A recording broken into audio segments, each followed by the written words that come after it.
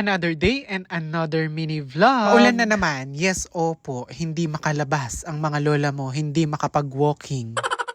Pero syempre, tamo pwedeng magtambay kembale. Kailangan natin tamo lakad. At saktong-sakto, may invite tamo nga kem birthday yan. Saktong-sakto din, papunta kami. Minuran na naman. O, diba? Lulo pa talagang eda kayo rin papuntan ketang birthday. Kaya, wag na lang kaya.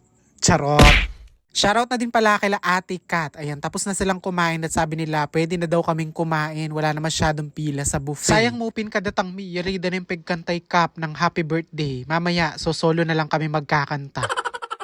Kadatang mi nga, dininanda na kaming kutsara, tinidor, ang pomplato, mga nakikan. Kaya naman kinginggitan da kayo, mumuran tapos ng Karakala Foods, o diba? Diet pa more. Makimix seafoods, makipansit sotanghon, kari-kari, tapos dening minayumo. Ay, nuko, kanyaman. Shoutout na din ka nga, Chi, digdaga na itang serving na ning kanako kasi panel ben na ako ano. Charot. Anyway, kaya bekula palang mintakin, di ka pampangom, pwedeng abe na. Tapos, tang friend kong metong, mangan kami kening hapunan. O diba, sabi ko kayo, nung kami mag-walking keng bypass, mag-walking ko talaga, kem buffet. Actually, 6 PM pa mo papuntanda na kay Kenny. O, nang binag sa king masikanauran. Kaya naman, 8 PM na kaming miras. Grabe, rening karelang dessert favorite ko lang. Ginataang bilo-bilo, saging na minayumo, tapos puto. Kaya ba't may menik ang pamangan? Siyempre, linuklok na kami kening table. Aloklokan na kami nitang kaluguran, mi. Keta ka nung table, malapit ketang stage. Ay sabi ko, alin na po tapapagkantanda kip. Makanyang kaya nga kasikan kaya. O, makigulaman na, tapos makidanom pa. O, diba? Bisan pa video kasi sobra ni kanu kalago. Kay ba't nanining birthday yan kanining niya ay mag-walking ko mula bypass Kingapalit hanggang Angeles. Pagdala na kami pa nga sisig nitang kaluguran ko yung kasunod na kanunini San Miguel. Syempre kapag birthday ang makarini ay mawala rin danceries.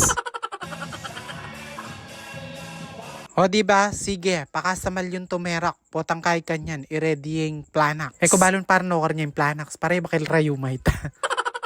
At syempre, pwedeng meraking kapitan. O ayan, ayag kat danepo. Gyang marama rin kanu. Anyway mga chenum, mantun ko palang venue para kareng event yu. Ay pwede po yung JDC Private Resort. Pwede yung ganapan ng kasal, binyag, birthday, debut. Pwede ring reunion o mas kinano pang okasyon. Malwalas na po yung event area na pwedeng makapag-accommodate up to 150 to 200 packs. At syempre, yun rin probleman in kaya kayong parking kasi nepong kalwalas itang parking lot ketang gulo. And syempre, happy birthday po Kap and happy anniversary kay kayo nga duwang kapitana. And syempre, shoutout na din ka Madam Joy. Nuko delana na kami nanding ketang kay kaming pisa lilungan mo. Kenny yarin pala munto. At syempre, dening kay katamo masugid na manonood. Ayan, shoutout kaya kayo nga. Balay niyang oras ay manaus na lang magkanta per table. Ay sabi ko, ko pwede. Tumerak man na po. Char!